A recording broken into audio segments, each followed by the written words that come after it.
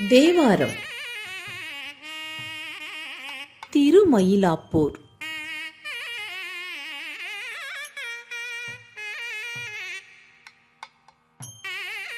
மயிலாப்பூர் கபாலீச்சரம் கோவிலில் 10 நாட்கள் நடைபெறும் பங்குனி உத்திர விழா மிகவும் புகழ்பெற்றது.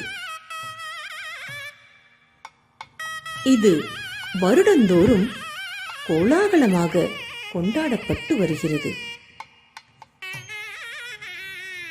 இதில் 7ஆம் நாள் இறைவனுக்கு பூசையிடும் பங்குனி உத்திர விழாவும், அதைத் தொடர்ந்து பூம்பாவைக்கு உயிர் தந்த நிகழ்வும் திருவிழாவின் 8ஆம் நாளில் நடைபெறுகிறது. அன்றைய தினம் 63 நாயன்மார்களும் 63 பல்லக்கில் வீதி உலா வரும் காட்சி கோலாகலமாக நடைபெறும். இவ்விழாவினை காண ஆயிரக்கணக்கான பக்தர்கள் கூடுவர். இவ்விழா சிவபெருமானை பெருமைப்படுத்தும் விதமாக நடைபெறும். 7ஆம் நூற்றாண்டில் சிவனேசர் என்கிற பெரிய பணக்காரர் இருந்தார். இவருடைய மகள் பூம்பாவை. இவரை திருஞான சம்பந்தருக்கு திருமணம் முடிக்க ஆசைப்பட்டார் சிவனேசர். எதிர்பாராத விதமாக பூம்பாவை தனது 7ஆம் வயதில் பாம்பு தீண்டி மரணமடைந்து விட்டார்.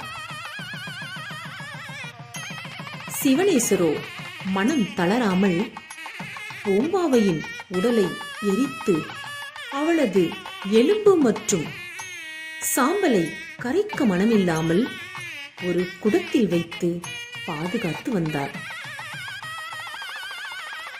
ஒரு நாள் திருஞான சம்பந்தர் திருவொற்றியூர் வந்திருந்ததை அறிந்த சிவனேசர் அவரை சந்தித்து பூம்பாவை பற்றிய விவரங்களை கூறி அழுதார்.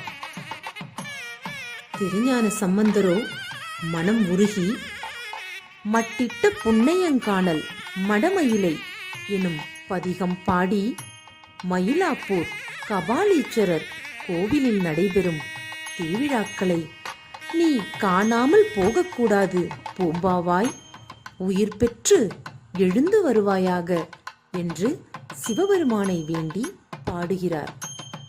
பாடலின் வலிமையால் பூம்பாவை குடத்தை உடைத்துக் கொண்டு உயிர் பெற்று வருகிறாள்.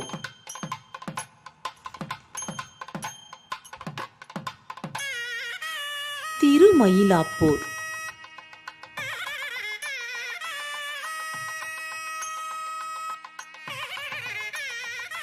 மலிவிழா வீதி மடநல்லார் மாமயிலை களிவிழா கண்டான் கபாலீச்சரம் அமர்ந்தான். பழிவிழா பாடல் செய் பங்குனி உத்திரனால் ஒளிவிழா காணாதே போதியோ பூம்பாவாய்.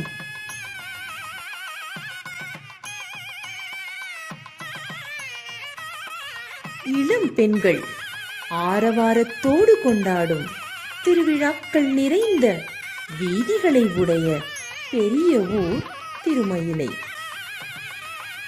அங்கு எழுச்சிமிக்க விழாக்கள் நிகழும் மயிலை கபாலீச்சரம் என்னும் கோவிலில் வீற்றிருக்கும் இறைவனுக்கு பூசையிடும் பங்குனி உத்திர ஆரவார விழாவினை காணாமல் செல்வது முறையாகுமோ பூம்பாவாய்?